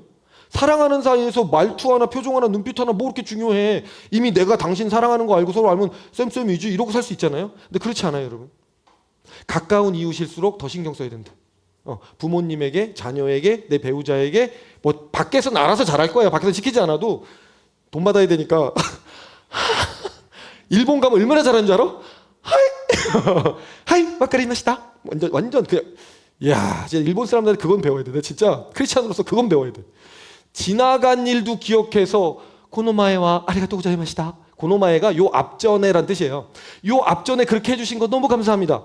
똑같은 일에 대해서 좀 잊을만 하면 또 그 얘기를 하고 또 그 얘기를 해. 제가 상당히 일본 갔다가 제 인생에 장착된 게 하나 있는데 그게 뭐냐면 이거. 끊임없이 반복적으로 한 번 받은 거에 대해서 끊임없이 감사하다고 표현하는 거. 너무 지겨울 정도로 짧은 텀으로 하면은 민폐죠. 한 6개월에 한 번이든 1년에 한 번이든 그때 그렇게 해주셨던 거 감사합니다. 이제 그만하게 이런 얘기가 나오는지 하면 안 돼. 거기서 계속하면 이제 그거는 뭐야 너 지금 나한테 뭐 먹으라는 거야? 뭐 약간 이런 느낌이 들거든요. 그러면 안 되고 그렇지만은 항상 내가 받은 것에 이제 감사하고 그 얘기는 거꾸로 잘못했을 때는 내가 잘못한 거에 대해서는 한 번쯤이 아닌 거지. 반복적으로 돌아봐주고 그때 내가 그렇게 했던 거 진짜 괜찮아? 지금 괜찮아? 아유 괜찮아요. 아우 충분해. 이제 위로 받을 만큼 받아. 제발 그만 위로해 주세요. 이렇게 갈 수 있는 거. 그리고 작은 거 하나라도 눈빛 하나 내 말투 하나라도 상대가 힘들다 그러면 맞춰주려고 노력하는 거. 대부분 사람들이 그 얘기하면 오히려 기분 나빠해요. 아니 왜 말투를 갖고 그러고 아니 표정 제어 같아? 당신은 제어 같아? 그럴 때 뭐라고 해요? 돼. 이렇게 된다고 얘기를 해줬어요. 그리고 서로 성화를 위해서 고쳐 나가도록. 서로가 아프다 그러면 그 말은 안 써주는 게 맞는 거예요. 그렇게 사랑해서 결혼했으면 아프단 말 하지 말아야지. 왜 그 표현을 자꾸 써요? 물론 안 돼서 그러겠죠. 안 돼서 그렇습니다. 자식이 그렇게 싫다는데 엄마 제발 그 말 좀 쓰지 말아주세요. 아빠 제발 그렇게 표현해주지 말아주세요. 그러는데도 우리는 자꾸 자기도 모르게 그 상황에 가면 언어가 그거밖에 없어. 언어가 빈곤해. 다른 말을 해본 적이 없는 거야. 이 언어는 존재의 집이라는데 언어가 있어야 내 존재가 풍성해지는데 언어가 없어요 여러분. 그러니까 좀 유튜브 보면서 좋은 표현법들은 좀 적어놨다가 내가 우리 자녀들한테도 좀 해보고 남편한테도 좀 해보고 아내한테도 좀 해보고 그렇게 하면 얼마나 좋습니까? 다가오는 밝은 내일 여러분 저는 그랬으면 좋겠습니다 여러분. 정말로 예수 믿는다는 건 그런 거예요. 내가 뭐로 노력을 해볼까? 하나님이 뭘 기뻐하실까를 생각해서 내가 뭐래도 하나 어제보다 오늘 한 가지 더 노력하는 삶에 의미가 있는 거 아니겠어요? 어제 내가 그 똑같은 표현밖에 못했다라면 오늘은 좀 다른 표현을 연구해서 한번 해볼 수 있는 노력. 그게 예수 믿는 맛이죠. 재미고. 저는 그렇게 생각해요. 목사님 인생이 편하신가 보다. 그런 거 생각할 정도로 인생이 그렇게 만만하지 않고 쉽지 않아요. 그럴 수 있겠지. 제가 드리고 싶은 얘기는 정말 투자해야 될 때 투자하라는 얘기를 해주고 싶은 거야. 진짜 중요한 거. 하나님 쌤 너무 열심히 쳐다보시니까 내가 나 하나님 쌤한테 얘기하는 거 아니에요. 갑자기 더 전개를 못 하겠네. 이렇게 마음이 이렇게. 민호 집사님 오시라고 그래요. 내가 잘 얘기해 줄게.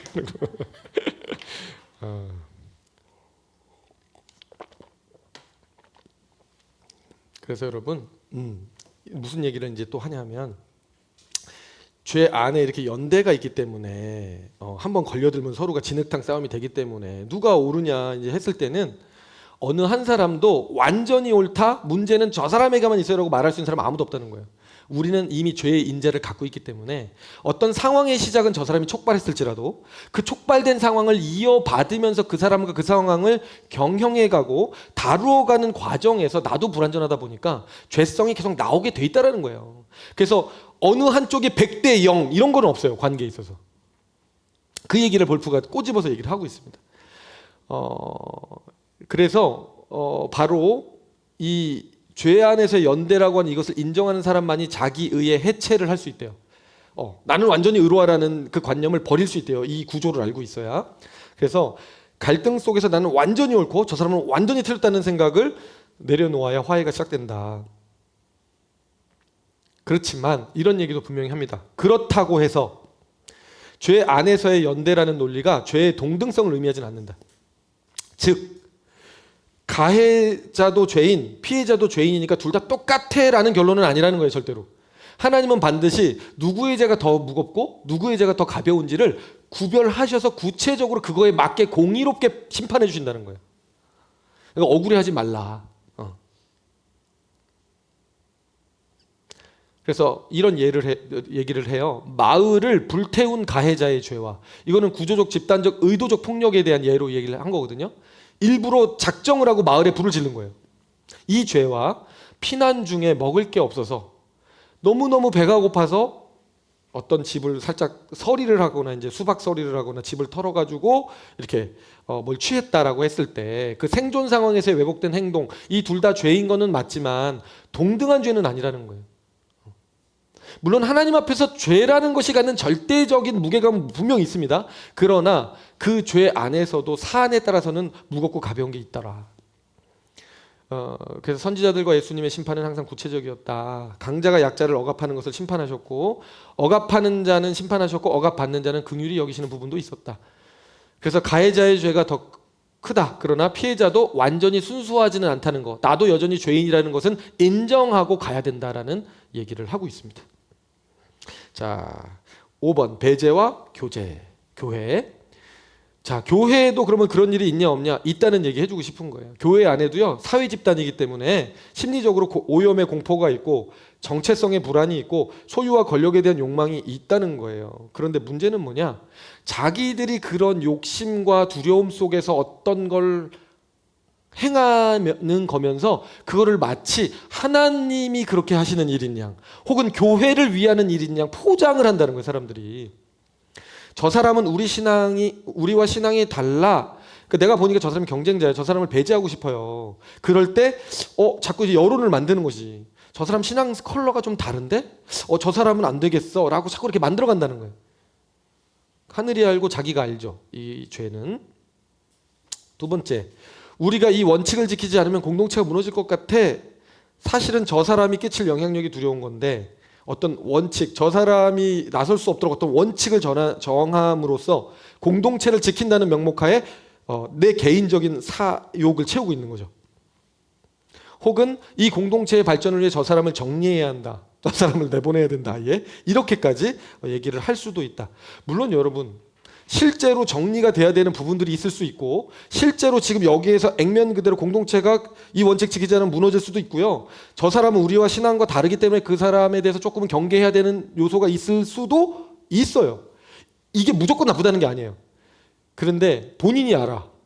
지금 어떤 동기로 내가 이런 지금 말을 사람들 앞에서 하고 있는지를 본인이 알아. 그 얘기를 하고 있는 거예요, 볼프가. 그래서 이제 요한복음 16장 2절에 보면 같이 읽겠습니다. 시작. 사람들이 너희를 출교할 뿐 아니라 때가 이르면 너희를 죽이는 자가 다 생각하기를 이것이 하나님을 섬기는 일이라 하리라. 아멘. 사람들이요 잘못하는 건데도 불구하고 이 예수 믿는 사람들을 죽이면서까지도 하나님을 섬기는 일이라 그러면서 그럴 거라는 거예요. 그러니까 이게 참 종교가 무서운 게 이런 거예요. 지금 뭐 태극기 부대나 지금 밖에 나가서 막 우리가 생각할 때 상식적으로 말도 안 되는 걸 하면서도 이게 하나님의 영광을 위한 거라고 얼마나 떠들어대면서 하고 있는지 알아요? 그 혹세 무민하고 되어진 그 분들 많아요. 이 할머니들, 할아버지들 이렇게 인터뷰하는 거 보면 막 그 전 무슨 목사님 이런 사람들을 아주 그냥 막 영웅처럼 생각하고 이 나라 이 민족을 유일하게 생각하는 선지자처럼 막 생각하면서 얘기를 한다고. 왜냐하면 그 사람들이 하나님 이름 걸고 그렇게 하니까. 근데 교회라는 공동체가 이 종교적 공동체가 충분히 그렇게 위험하게 갈 가능성이 늘 있기 때문에 이런 거에 대해서 우리가 경계심을 가지고 있어야 된다는 얘기를 하는 거죠.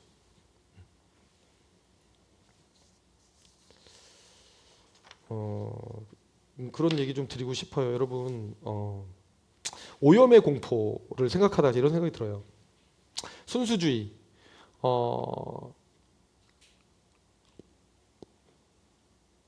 지금 볼프가 이렇게 얘기는 하고 있지만 우리가 건강한 균형 속에서 이 이야기를 받아들여야 된다는 거예요. 제 얘기는. 개인이 사익을 위해서 개인적인 감정에서 누굴 배제하고 싶어 자기 경쟁자를 배제하고 싶어서 혹은 자기가 마음에 안 드는 사람을 빼내기 위해서 교회의 이름으로 공동체를 위하여라는 이름으로 그렇게 해서는 안 된다는 얘기를 지금 제가 드리는 거고 그러나 그럼에도 불구하고 그러면 우리는 모든 상황에서 그러면 타자를 배제하거나 경계하면 안 되느냐? 아니에요. 경계할 건 경계해야 된다. 건강한 경계는 반드시 필요하다. 특히 교회는 더 그렇다. 왜 그러냐면 교회를 보호해야 되기 때문에. 교회는 진리의 공동체죠. 근데 진리가 누군가가 오문에서 진리가 바뀌어 나간다. 그거는 우리가 목숨을 걸고도 막아야 되는 문제이기 때문에 상당히 조심해야 되는 문제인 거예요. 왜 우리 교회가 중직이시던 분들이 우리 교회 왔을 때 바로 그 중직을 인정하지 않고 제자반이라든가 이걸 통해서 다시 세울까요? 되게 중요한 부분이에요. 그냥 목회 철학이 달라지는데도 불구하고 다른 목회 철학을 갖고 있는 중직들이 서게 되면 교회 방향이 이제 산으로 가는 수가 있어요. 그러면 절대로 안 돼. 그렇기 때문에 교회에 우리는 인원수 늘리는 게 중요한 게 아니라 원래 바이샘 교회가 추구했던 바위와 샘 정신에 아주 충실하게 목회를 같이 해나갈 수 있는 구성원들을 통해서 그런 중직들을 통해서 이 교회에 있는 성도들을 보호할 의무와 책임이 있는 거예요. 그렇기 때문에 때로 좀 아니다 싶으면 여러분 신천지 같은 사람이 들어왔는데 우리가 그거를 막 무조건 하나 돼야 된다고 그 사람을 리더에 세우고 막 이러면 되겠어요? 절대로 안 되죠. 그러면 이제 그 뭐라 그러지? 밭갈이라 그러고 뭐라 그러지 그거? 추수인데 추수꾼이 뭐 한다 그러지? 산 옮기기.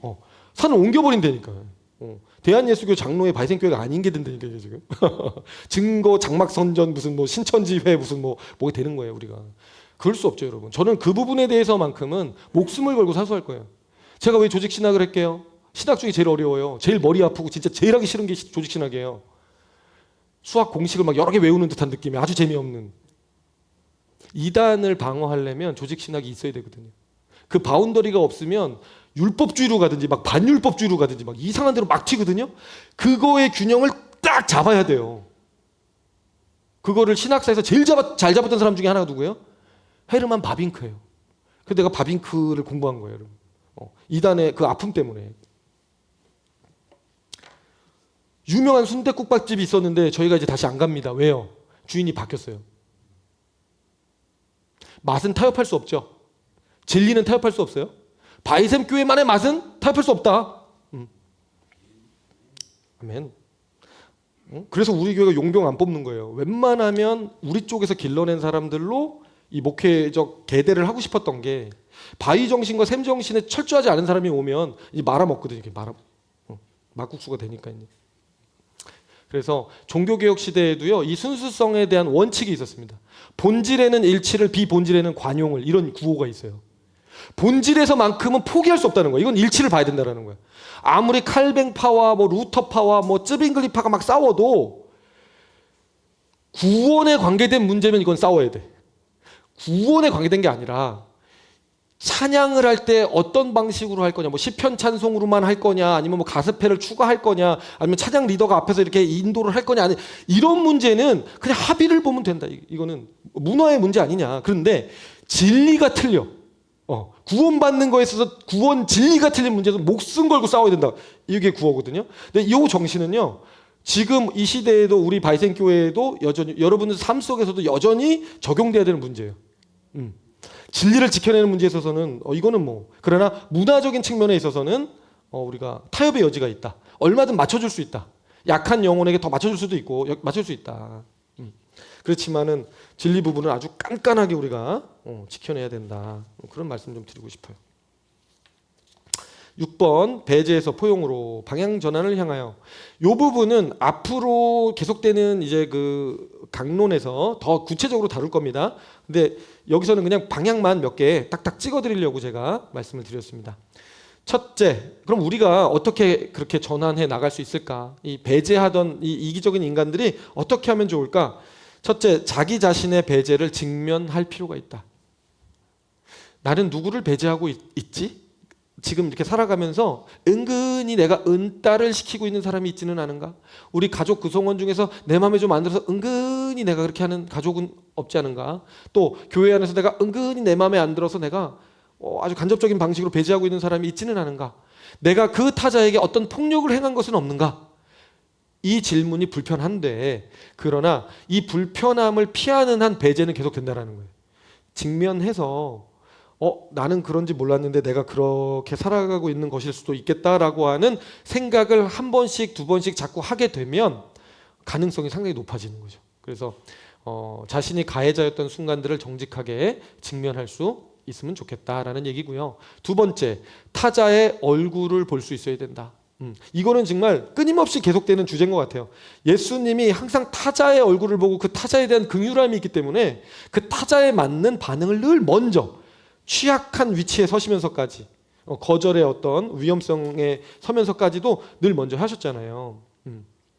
그래서 내가 배제한 타자의 얼굴을 볼 때 배제가 폭력임을 비로소 인식하게 돼요. 그러니까 여러분 아까 했던 얘기랑 비슷한 건데, 내가 어떤 행동을 했을 때 그 상대의 얼굴을 한번 보세요. 나는 그냥 아무렇지도 않게 한 거고 내 기분에 좋게 나는 한 건데 상대가 그 순간 뭔가 표정이 아픈 것 같아. 뭔가 못마땅한 것 같아. 뭔가 힘든 것 같아. 그러면 한번 생각해 보는 거예요. 나는 그게 아닌데, 그런 동기가 아닌데, 혹시 이게 왜 이 상대한테는 뭔가 이게 좀 약간 그랬나 보다 라고 생각을 해보면서 그 상대의 입장에 한번 서보는 거죠. 그 상대의 입장에 섰을 때는 어땠을까? 혹시 이런 상황이었기 때문에 이런 거 아닐까? 이래서 이러지는 않았을까? 우리는 많은 경우에요, 그냥 딱 우리가 생각하는 그 하나의 가능성만을 가지고 상대를 막 정죄하기도 하고 막 미워하기도 하고 막 혼자 생각이 막 많아지기도 해요. 카톡을 딱 봤는데 일십 상황인 일십도 아니야. 1인데 이거 지금 아무 반응 계속 1이야. 하루 종일 1이야. 어떤 마음이 드세요, 여러분? 오전이 지날 때 계속 1이야. 바쁜가? 그러지?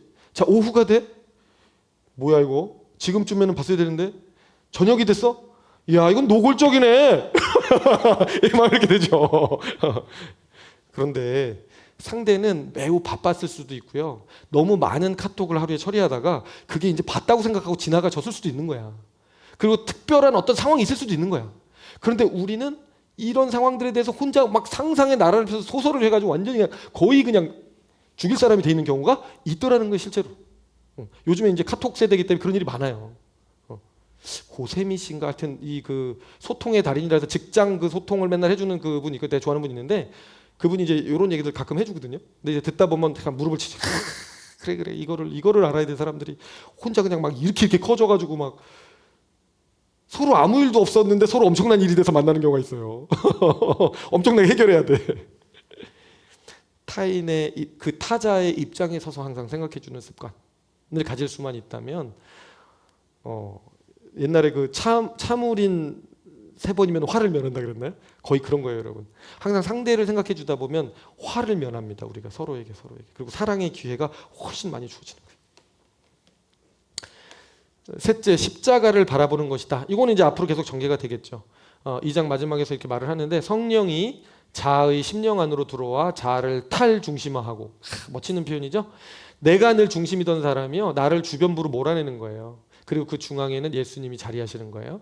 탈중심화하고 포용의 영 안에서 그 주님은 포용의 영이시거든요. 넉넉하게 품이 되어주시는 분이에요. 우리가 안길 수 있는 품, 엄마와 같은 품, 그 품이 예수님 품 안에 있거든요. 내가 다 체휼한 자다라는 얘기를 해주시는 이유가 거기에 있는 거예요. 내가 너희들 다 품어줄 수 있어. 너희들이 이렇고 저렇고 너희들 입장 얘기하고 변명을 해도 나는 그거 다 품어줄 수 있단다거든요. 그 포용의 영 안에서 배제의 권력에 저항할 수 있도록 끊임없는 타락된 자는 배제를 하라고 자꾸 나한테 한쪽에서 막 말을 하겠지만 악마가 얘기하고 천사가 얘기하듯이 하겠지만 그 배제의 권력에 저항할 수 있도록 자유하게 해줄 거라는 겁니다. 즉 포용은 인간적 노력의 어떤 산물이기 이전에 신학적 현실이다. 그 말은 실제 하나님의 구원의 은혜의 현실인 거예요. 우리가 뭐 안 하고자 한다고 해서 안 할 수 있는 것도 아니고 하고자 하고 노력만 한다고 해서 또 되는 일도 아니라는 거예요. 그래서 에베소서 2장 14절 같이 읽겠습니다. 시작.